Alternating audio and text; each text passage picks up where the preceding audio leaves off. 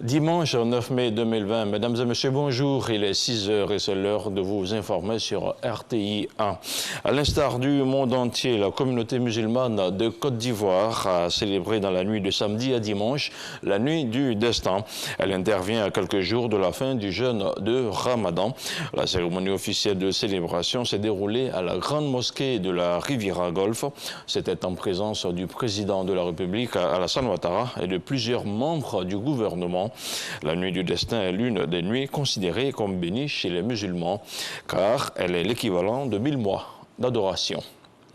Le Libéria travaille au raffermissement de ses liens avec la Côte d'Ivoire. Après avoir rencontré le ministre de la Défense, la délégation conduite par le ministre des Affaires étrangères libérien a été reçue par le ministre de la Sécurité et de la Protection civile. Au cœur des échanges, l'attaque de la base militaire d'Ondotré. Le compte-rendu d'Abou Sanogo. Échange entre la délégation ministérielle du Libéria conduite par son ministre des Affaires étrangères dit Maxwell Sam Kemaya et le ministre de l'Intérieur et de la Sécurité Fagondo Diomondi. Une visite qui fait suite à l'attaque sur les positions de garde de la base militaire de Ondotri dans la commune d'Abobo. La délégation ministérielle libérienne, qui s'est félicitée de l'excellence des relations entre les deux pays, a transmis le message du président de la République libérienne, Georges Mané Weah. Porter un message spécial de son Excellence Dr Georges Mané Weah au président Alassane Ouattara relativement aux attaques sur les postes de base militaire de Ndodré. Et nous avons rassuré Monsieur le ministre en lui disant qu'aucun pouce du territoire libérien ne servira à inquiéter les Ivoiriens. Qu'une contrée du territoire libérien ne servira également aussi à inquiéter non seulement les Ivoiriens, aucun pays de la sous-région, aucun pays faisant partie du fleuve Mano. Nous avons décidé de faire en sorte que les deux parties puissent travailler davantage au niveau de la frontière, de sorte à non seulement fluidifier le déplacement des personnes et de veiller au grain relativement à toutes ces personnes qui mènent ces genres d'activités. Après cette visite, le ministre de la Défense libérienne Daniel Zianka Jr. a été reçu par le chef d'état-major général des armées, le général de corps d'armée Lassina Doumbia, pour une séance de travail. La sécurité aux frontières, le terrorisme sont entre autres les sujets débattus. Et toutes ces questions de sécurité collective nécessitent, selon eux, une attention de tous les instants pour le bonheur des populations. Et le Libéria entend œuvrer avec les autorités militaires ivoiriennes. Son Excellence, Monsieur le Président de la République du Libéria, nous a envoyé en terre ivoirienne afin d'échanger avec les autorités militaires pour trouver des solutions communes pour la sécurité à nos frontières. Il a été aussi question de réviser le mémorandum d'entente existant déjà entre la Côte d'Ivoire et le Libéria, en y incluant les différents services, notamment les services de l'immigration, la police et tous les services concernés. La délégation libérienne séjournera en Côte d'Ivoire du 6 au 11 mai prochain, au fin de rencontrer les autorités ivoiriennes. Face aux nombreux accidents de la route, le ministre des Transports, Amadou Koné, a lancé d'importantes réformes en vue d'améliorer les conditions de déplacement des populations. Le ministre des Transports entend aussi améliorer le cadre réglementaire du secteur, créer des infrastructures routières, ferroviaires, aériennes et maritimes, avec pour objectif d'assurer le bien-être aux populations ivoiriennes. Le reportage de Noël Niagno. Invité de la rédaction du journal Le Patriote, le ministre Amadou Koné des Transports s'est rendu au siège du journal à la rencontre des journalistes. Un secteur stratégique au cœur de l'actualité. Les raisons conjoncturelles, les nombreux accidents qui endeuillent les familles. De 2013 à 2018, on a observé un accroissement de 21% d'accidents, le nombre d'accidents, 37% du nombre de blessés. Et ce qui est dramatique, on a un accroissement de 79% du nombre de morts. Il faut freiner l'hécatombe. Comment? En agissant en amont. Les gendarmes remplacent pour 3 mois les inspecteurs d'auto-école pour la délivrance du permis de conduire. Parce que les gendarmes de 78 à 86 participaient à l'inspection des permis de conduire. Au-delà de ce côté sombre, les performances du secteur du transport sont légion. le gouvernement a beaucoup investi dans les infrastructures de transport, que ce soit le transport routier, interurbain ou dans les villes. Vous avez aujourd'hui plus d'une centaine de villes, quasiment la totalité des grandes villes qui ont vu leur réseau routier s'améliorer. Toujours au niveau des infrastructures, dans le transport aérien, dans le transport maritime, il y a eu des investissements colossaux et qui portent des fruits. Des réformes de fond et de forme, certes, mais des défis sont à relever. Quand je prends Abidjan, il y a 15 millions de déplacements par jour. On a une capacité aujourd'hui de 6 millions, à peu près 5 à 6 millions. Il y a 9 à 10 millions de nos concitoyens qui ont du mal à se déplacer dans Abidjan. Des efforts importants sont faits par l'État. C'est l'accompagnement du transport, notamment de taxis, qui est en cours et qui va se poursuivre. C'est la réalisation à terme, d'ici 4 ans, de la première ligne de métro. C'est la construction de couloirs de bus rapides, dédiés aux bus rapides. Amadou Koné est conscient de cet état de fait et veut s'y employer avec rigueur et abnégation. On parle maintenant de gastronomie. La 3e édition du festival Les Goûters de mon enfance aura lieu le 29 mai prochain. Elle se tiendra au Palais de la Culture de Trècheville. Il s'agit pour les initiateurs de faire la promotion des mets et gourmandises de notre enfance, des mets qui ont des valeurs nutritives certaines. Le thème choisi cette année porte sur les alliances interethniques. On en parle avec Franck Quadio. Ces mets, on en a tous consommé. Le tratra, le cré-cré, l'aller-retour, le bofloto, le cracro. La liste n'est pas exhaustive, mais il consacre un festival. Le pas est franchi.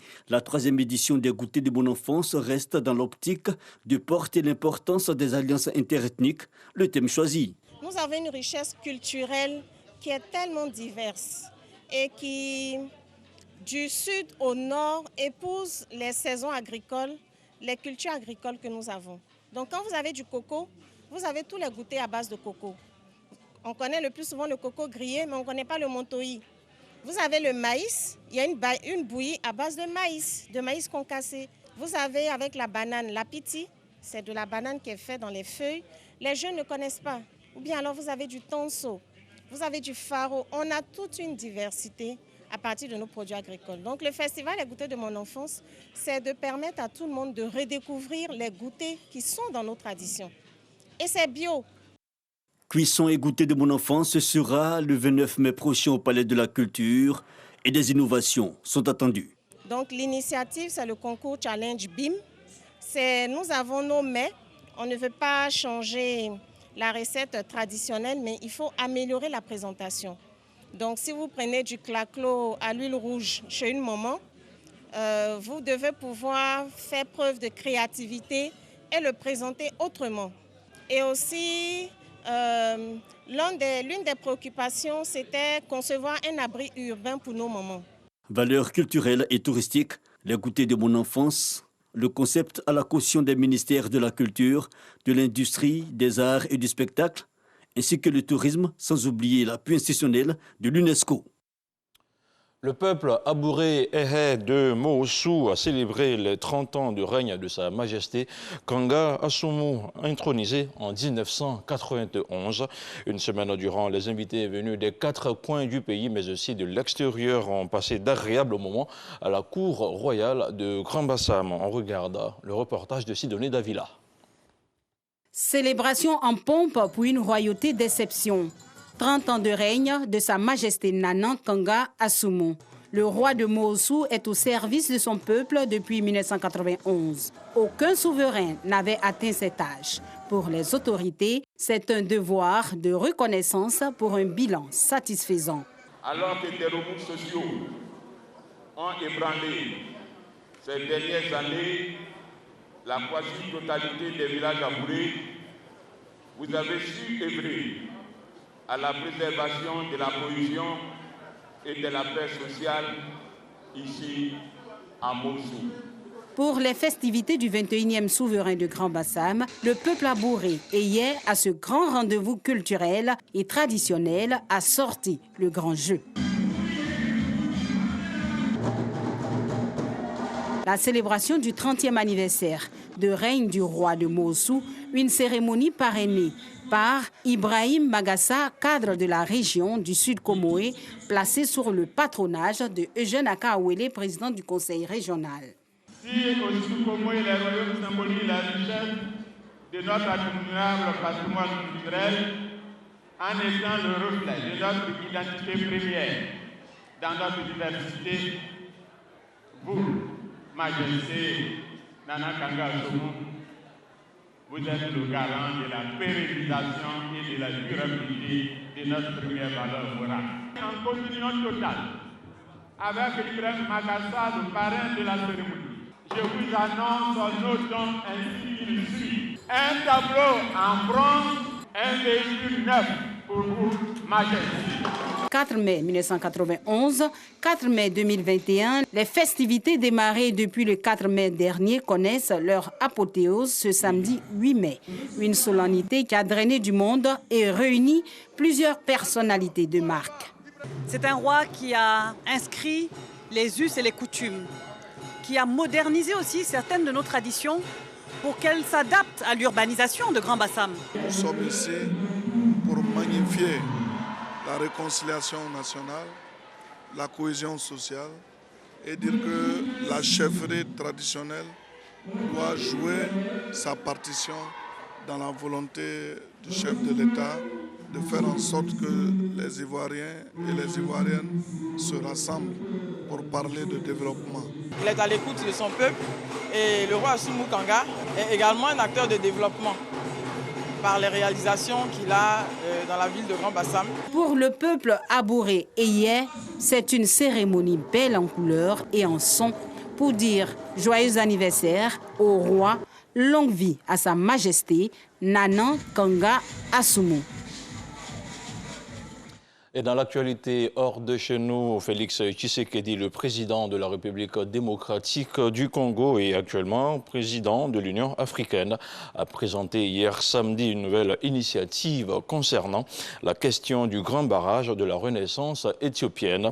Une initiative annoncée lors de ses entretiens avec Abdel Fattah al-Burhan, le président du Conseil souverain du Soudan à Khartoum, la capitale soudanaise. Félix Tshisekedi est arrivé à Khartoum plus tôt dans la journée pour une visite officielle d'une journée au Soudan.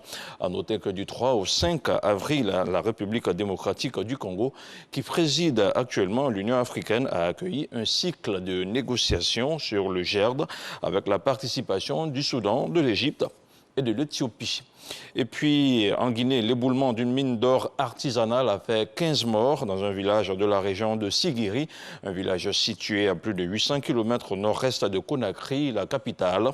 Le drame est survenu samedi alors que les victimes étaient en pleine opération d'exploitation illégale d'une ancienne carrière abandonnée par la société aurifère de Sigiri. Lorsque la mine s'est effondrée, les 15 victimes ont été ensevelies. Des fouilles seraient toujours en cours afin d'extraire leur corps. Voilà, c'est ici que l'on s'arrête pour ce 6h30. Merci de l'avoir suivi. Restez sur RTI 1. Herman Guivet sera avec vous à 10h et à 13h. Quant à moi, je vous retrouve à 23h.